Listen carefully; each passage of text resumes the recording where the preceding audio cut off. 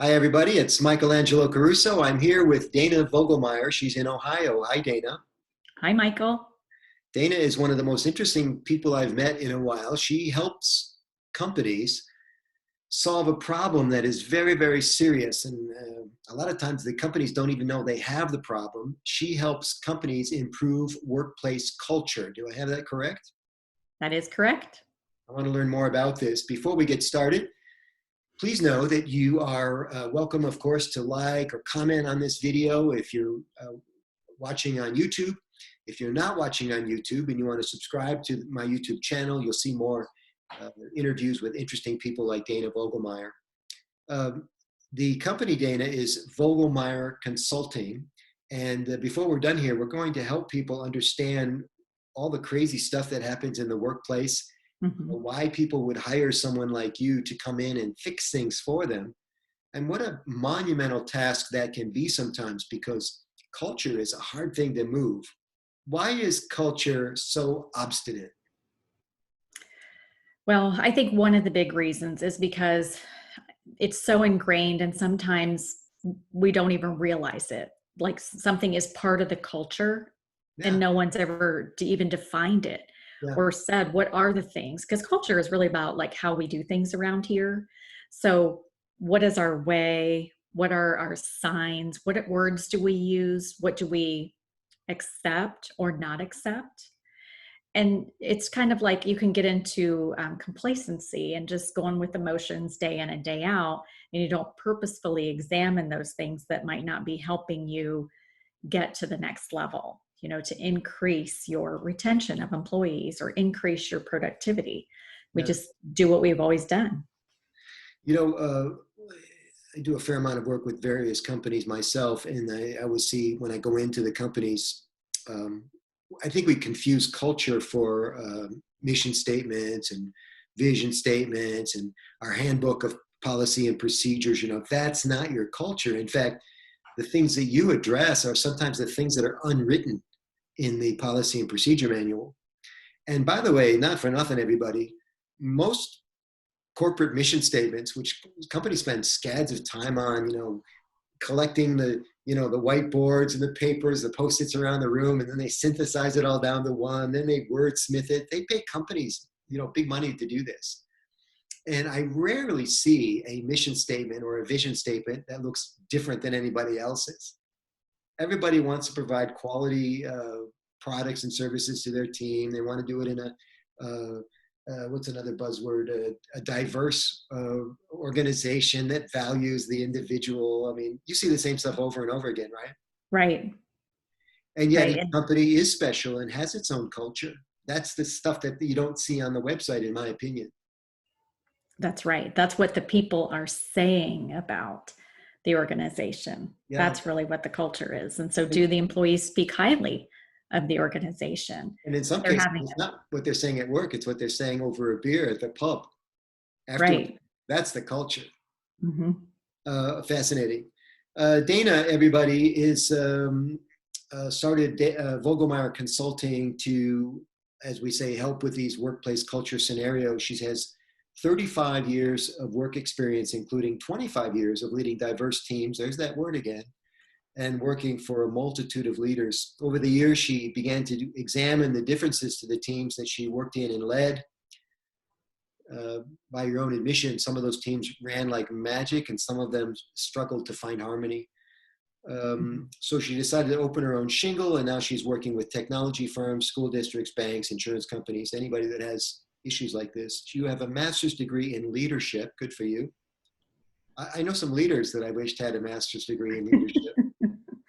Designation of Certified Professional in Talent Development, that's CPTD, to those of you not in the trade. And you're a facilitator for an organization that you've talked about a lot, the Association of Talent Development. You're actively involved at the local and national level, that's Ohio to you and me, with the Association of ATD, and also with Rotary International. So you're a fellow Rotarian. I appreciate you. And I think that's how our worlds collided initially, is Rotary connections. We're also both, by the way, students of the speaking trade. And I know that you do great work live, and you're working to improve, as we all are, our online presence, especially in light of the fact that online training is becoming suddenly more popular?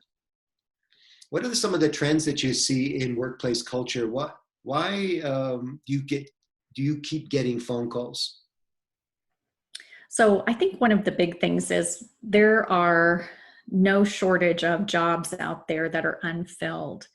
And if you're an employer that's trying really hard to get good talent and retain that talent, then you've got to offer something better than your competitors, Yeah. whatever that might be. So we hear things like, the ping pong tables and, that kind of stuff, or a different kind of perk like unlimited vacation. And none of those are going to matter if people go to work and they feel like they're treated poorly. Yeah. And if they drive in every day thinking, I hate going to work here, or I don't like my boss, or I don't like my coworkers, those things matter. And people will go somewhere else and even take less money, fewer perks, longer drive to get away from some of those bad things. So you really have to examine why people are leaving, or why we're not getting a lot of productivity. And it doesn't even have to be leaving, because sometimes the people who aren't great or aren't good stay and just do just enough to not get fired. That's a And bigger that's problem hurting than you. That's leaving. hurting your bottom line and your productivity. Yeah, that's a bigger problem than them leaving, is staying and being unhappy. Right. And cars don't rust anymore, but I always, back in the day, the analogy I used was it was like you had a piece of rust on your car. I mean, you're never ever going to fix that.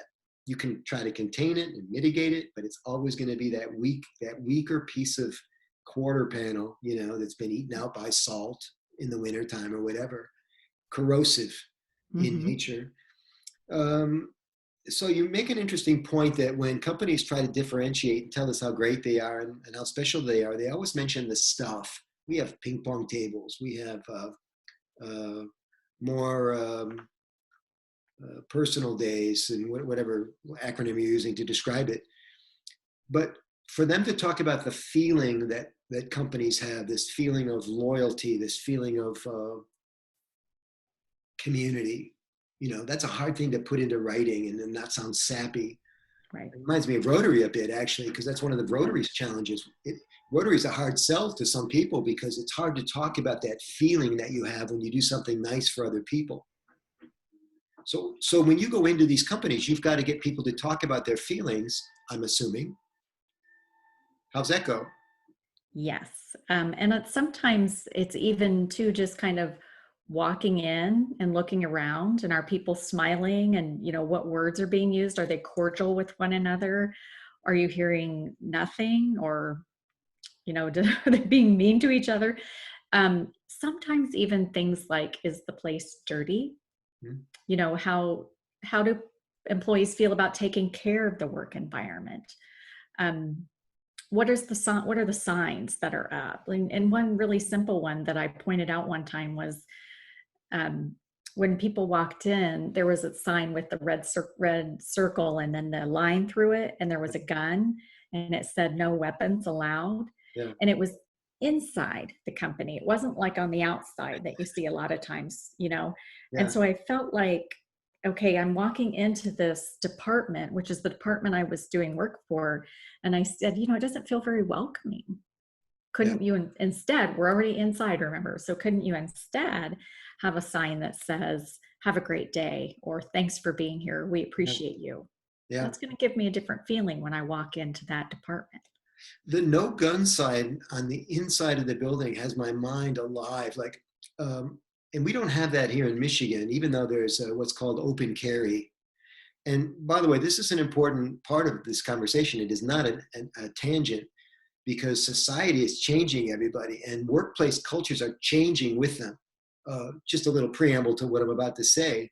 Each generation seems like it's more casual than the generation before it. Think about how people used to dress 200 years ago, just men's attire. We had hats, we had an extra collar on our shirt, we had a vest and a jacket and an overcoat. We had spats and suspenders and all this, bling. And now you're lucky if you can get people to wear long pants and socks to work. That's right. So, and also language has become more casual. So a lot of stuff's changing. Back to the gun thing. So to me, because I'm not a gun person, and not that I don't need to get political here. It's just who I am as a person. I'm not a gun person. So when I'm walking into a building and it has a sign that says no guns allowed, first thing I start to think is, well, they must have had gun issues here before, which is a negative for me, right? Like if I had a choice between which insurance broker to use and one of them didn't have a gun issue and one of them did, I'm not sure I would make my decision based on that alone, but it goes into the blender. And so Right. when I see the sign on the inside that says no guns, I'm thinking these people have issues and they're crazy. You know, the sign's in the wrong place, man. Mm-hmm. That's Um, absolutely right. And good. when you say that about the clothing too, that speaks to the culture. And if people want to come in wearing something casual, I think that's one thing, but is it professional? And like it or not, it speaks to the organization and what kind of things you stand for, what do you tolerate, what do you accept. Yeah. And I think you can still be casual and you can be clean and professional. You think? I do think. But when I started, I remember many, many years ago, and I'm sorry about that. Um, we had to wear closed-toed shoes and I, pantyhose, and I it's remember that. I remember those days. yeah, yeah. And then over time, and I even remember having a conversation with one of my friends once saying, "I wore open-toed shoes to work today." Like that was a huge deal, Why did why did But women that's what you're saying, over time, different things Yeah, so are why are did that happen? changing. Why don't women wear pantyhose to work? And this sounds like a dumbass question. I actually don't know the answer. Why don't women wear pantyhose to work anymore? They're uncomfortable. That's my opinion. But they were uncomfortable back then. Yeah, but you had to wear them back then. Who said? It was a rule at work. Closed-toed All shoes, work. closed-heeled, and pantyhose. Yeah. And Mhm. then somebody decides, like there was a memo. Yeah, like going to casual dress was a huge memo It and a whole started with Casual Friday, as I recall. It was right. Casual Friday, now it's casual every day. Yeah, now it's casual every day. And Yeah, people wear flip-flops. yeah, yeah. Yeah. Uh, And that does show a little more relaxed, and it might be okay. I think it depends on what it is you're selling, what it is you're representing. I don't know. This is just me personally. I don't know if when I go in to see my CPA to do my taxes, I do not want to see my CPA wearing shorts and a Hawaiian shirt and flip flops. It gives me a thought about what this work environment is like. And I want to know it's accurate. He's paying yeah, attention to all the details. He's professional. He's knowledgeable. Don't get me in any trouble. I'm hiring you to not do yeah. these things wrong. I don't know the rules. So Now, I want to know who yeah. I'm dealing with and what kind of a work environment is in So the there. no flip flops thing and no pantyhose or yes pantyhose thing, that's like an easy read in a policy and procedure manual. For me, the more troublesome stuff, and maybe this is a stickier wicket for you too, because you're the one that has to communicate to these decision makers about right, and influencers how they're going to improve their culture. Is how do you say, well, you can wear flip flops, but you're going to have to cut your toenails more than once every 3 months because it's the nuance. It's not because you almost can't push back against casual footwear anymore. I remember Starbucks said for a long time, no visible ink. You Hmm. remember this? No. And then they walked it back because they had trouble finding enough people who were willing to work that didn't have visible ink. I mean, they bothered to get all of this adornment, and then they damn well want to make sure people see it. And then Starbucks was supposed to be this progressive company that Right. had this forward-leaning culture, But then I'm looking at my watch. The policy and procedure manual said no visible ink, and everybody's like, "Who are you really?" And they Hmm. had to recant. And now, of course, all things are allowed. I think piercings, and I don't. I'd be interested to see how if they cordon off any type of physical, what psychologists call signaling. Hmm. What is your experience with companies? How do they draw that line in the sand for different types of adornment? Hmm. Well, so on that kind of an issue, I think that speaks to what you were talking about too, about how times have changed. That is much more mainstream now and very common at all ages. So, I think is that really the the hill you want to plant your flag on, because that is going to impact who you can hire if you said, I don't want that. And Yeah. it's so, like I said, mainstream and acceptable at this point that why would you say we're not going to do that? I think you'd have to examine that. But if you were an organization that said absolutely not, then that's the kind of culture that you're creating. It's a different experience. It's a different expectation. I think another good example is Uber. Remember the early days of Uber and some of the things that corporate-wide, not talking necessarily about the drivers, but in corporate in their early days, the things that they did. Yeah. And a lot of those things were very kind of partying and going They got in to trouble. having their celebrations in Las Vegas and They got in trouble for some yeah, of the stuff. yeah, and got into some trouble. So then they've had to create some change in their culture and even brought in a new CEO with that specific charge that these are not things that are okay. We're not going to tolerate this kind of behavior.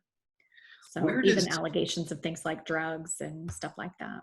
Yeah. When does this specificity about what kind of culture we want, when does that start bumping up against things like diversity and like personal values and discrimination? Mm-hmm. Yeah. Yeah, that tattoo's good. That tattoo's good. That one, no, we can't hire you. I'm sure you'd never say that in a job interview, but that may be how it shakes out. That person's Mm-hmm. just a little bit over the top. What are the ACILU? LU, What's that called? ACLU, ACLU, civil liberties American Civil people. Liberties. What do they say about this stuff? So I don't know what the ACLU says regarding that kind of thing or regarding that kind of issue. I do think that you have to look at things from the perspective of mainstream acceptance balanced with personal, this is who I am, as a person. These are my unique characteristics and strengths and talents and what I bring to the table. And then there's that third part of, is there something offensive? If you had a tattoo that was the F word, for example, that might not be something that you want your customers coming in and Yeah. seeing. So I don't know what the laws are around that, but I do think there's that delicate balance that you need to think about. Well, plus And with culture, it's not just what you see the day you hire the person, because they come into work the next day, they roll up their sleeves, and there's the F word, or they decide to grow their hair long after they're at the company, or a bunch of people at the company decide to grow their hair long. For those of you watching this video, ipso facto, we're in the midst of the COVID-19 crisis of 2020. I don't know what we're going to call it later. I'm referring it to as the great COVID-19 slowdown of 2020. yeah, 3 days ago, the midnight shift at Mount Sinai Hospital in Michigan, I'm ashamed to say, went on strike, allegedly to protest poor working conditions. So where everybody's mind went right away was, well, we don't have enough ventilators, we don't have enough protection, and we don't want to work under these conditions anymore. But if you dug deeper into the story, they had been sparring with management. Union had been sparring with management about pay for several years. And COVID-19 was like the straw that broke the camel's back. I imagine at some point the tail starts to wag the dog. You can set up whatever kind of culture you want. If the team decides to do a mutiny, you've got a fork in the road. And do you get called in for those type of scenarios? so I could potentially, and I will share one specific example that I had where a particular unit in this large division wanted to strike. And what happened instead was I was part of that leadership team. And so there were three of us in this leadership uh, structure. And we kind of had some conversation about it and everything and brought the group in. We had heard that they wanted us to go on strike because, and they were not union, they just wanted to walk out. They wanted to strike because they felt that they did more work than all the other teams. And they thought this because of the shift that they were on. It was just in their minds, like, we do more work, so we should get paid more. And I pulled the data to compare whether or not they did do more work, because that's what they were alleging. So when we brought them in, we had that information kind of in our back pocket, but it really became a conversation around, we heard you were going to walk out, and we had this meeting before that happened. And first, before you were going to do that, why wouldn't you talk to us? Because we had worked really hard to create a great workplace, really hard, very intentional about meeting with people all the time, being visible, being open, having lots of like open door meetings or talent focus group meetings and things like that. We were very intentional about creating a great workplace. We Yeah. had good rewards. Um, and so we were kind of hurt, like, why wouldn't you at least just talk to us first? And then starting that conversation, and then people said, well, this or whatever. But I mean, it moved into a whole different conversation. We never even had to get into the conversation about the data. I would think that one of the tenets, the unstanding, unshakable tenets of a good, strong workplace would be good comms, good communication. Mm-hmm. Is there a short punch list of 2 or 3 or 4 things that you say every good workplace culture should have? Yes, for sure. I would say communication is at the top of the list. And then that builds into those good relationships. Because I think if you have a good work relationship with your boss, that is of the utmost importance. You need to know that your boss cares about you and knows you as a human, in addition to someone at work and what your work dreams are, but also good colleagues and coworkers in a team. And I read all the stuff from Gallup because they do a lot of research on this kind of thing.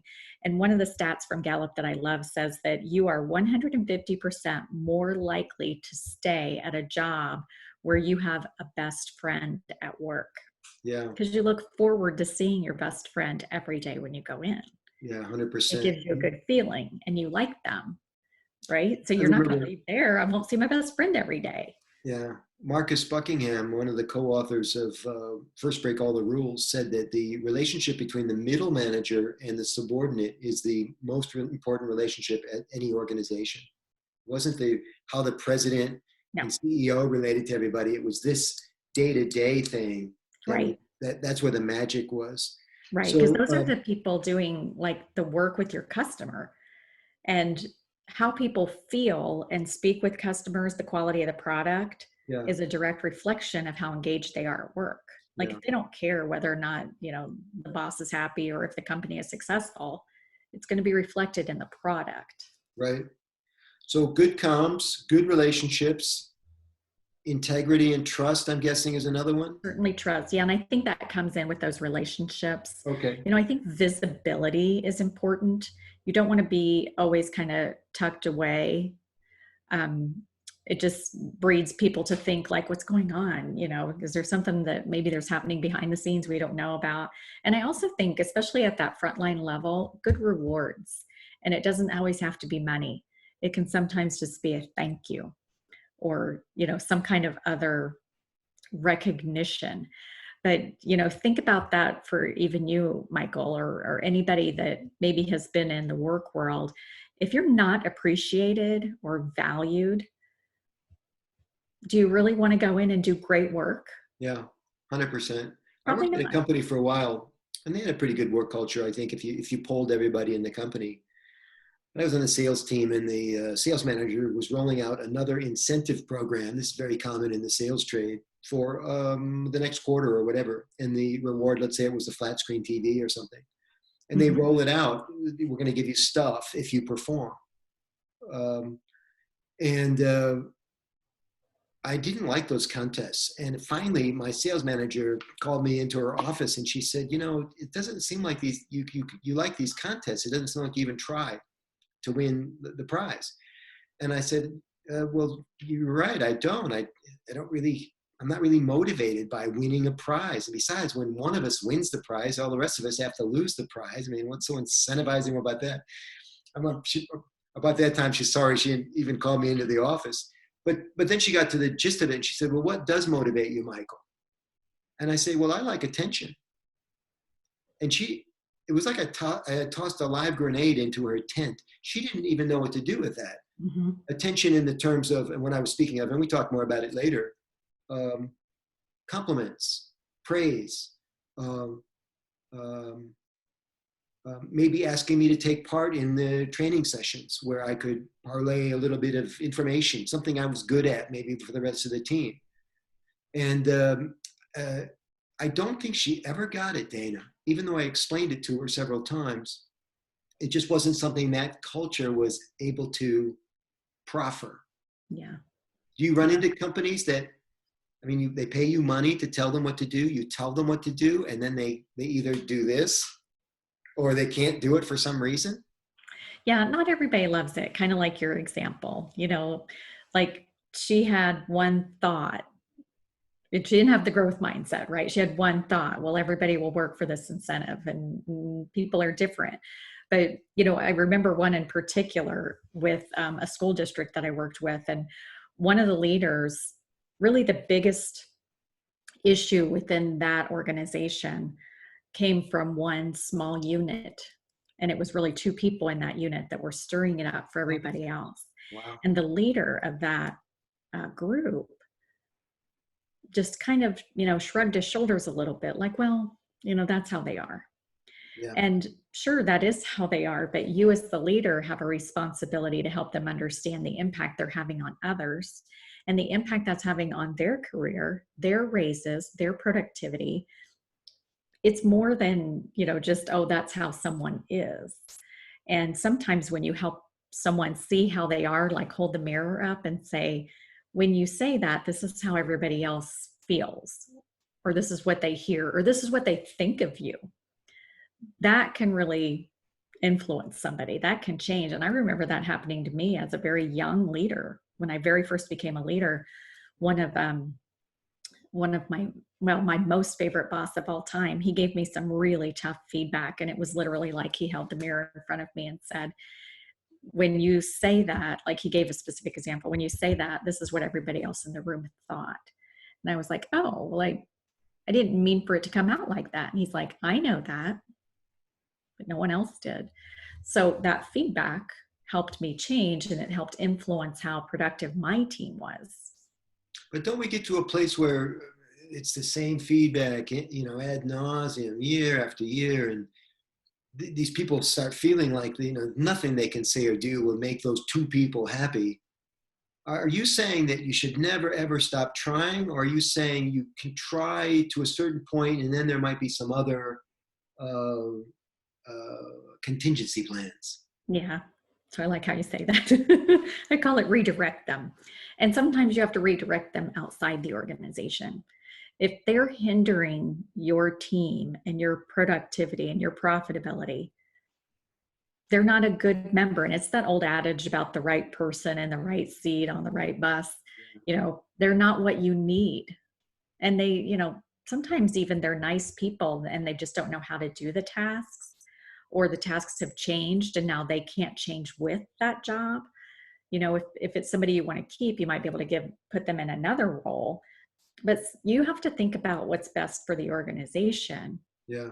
And sometimes it is redirecting out. Sometimes it could be redirecting to another job or Yeah. another area of the organization. That's widely, I mean, as a leader, it's hard. You've got to make those tough calls sometimes. And it's not all going to be easy, or you wouldn't be needed. Yeah. Well, you certainly know what you're talking about. I can see why you're in demand for this type of thing, not only in the Midwest, but points unknown. Um, for those of you that want to know more about Dana and what she does, she's at Vogelmeier Consulting, and I shall spell it for you. VOGELMEIERCONSULTING. Consulting is just like it sounds. Vogelmeier is not too far off. And I'll put information about this into the show notes where people can find you. You see any trends coming up, things that business owners and HR people can keep an eye on? Is it going to be more of the same? Well, I think this unique time that we're in right now, the COVID crisis, and there's a lot more, companies are impacted, and so businesses are impacted. They're laying off or furloughing or whatever. And I do think people need to be more compassionate about the situation, and not, as a leader, not think so much about yourself, but like these other folks that maybe you are laying off. It could be you next. But I think that compassionate leadership is really important. I also think that in these unique times when people are so stressed out because they might have kids at home and they're teaching their kids, or maybe somebody in the household lost a job or whatever it is. Having a little grace with people can go a long way um, in how that relationship will build. It's just a different time, and to manage in the same exact way that you did when everything pre-coronavirus won't be the same. I also just shared recently with one of my clients, and I'm happy to send it to you, Michael, too, 10 ways to have fun and levity when you're meeting like this now. Because it is hard, it is stressful. Sometimes tough decisions have to be made, and people are having tough things going on at home. So if you can add a little bit of levity and make people smile and feel a little bit better for 10 minutes in a meeting by doing something fun, I think that's really important right now. And we will change and evolve to something different than what we're in today, what we were in before, but you have to adapt is really the key, and not just go through the motions. You really need to pay attention. I love it. You've got a fantastic Facebook group that I belong to. Will you tell people how they can join it and get ongoing tips and strategies and good examples of corporations and businesses doing the right thing for their cultures? How can people join this group? Yes, it's on Facebook called Making Great Workplaces. And I share tips and ideas and strategies about how to make a great workplace. And I ask other people to share their ideas too. So you'll see mostly what's on there comes from me, but you might see some comments from other people about some things they're doing. Fantastic. Well, you're a good person, you're talented, and I couldn't think of a better person for the job of improving workplaces all over North America. Thanks for all you do, Dana. Thank you, Michael. I'm back at you. My pleasure. So it's Vogelmeier Consulting, everybody, Dana Vogelmeier, and this is something that you have to be vigilant about, because these cultural shifts happen almost undercover, in the darkness of the night. You get up one day, you come into work, how did we get to be like this? Mm-hmm. And it's because somebody took their eye off the ball or whatever. I just think vigilance has its own reward. Dana, thanks again. Thank you. I appreciate it.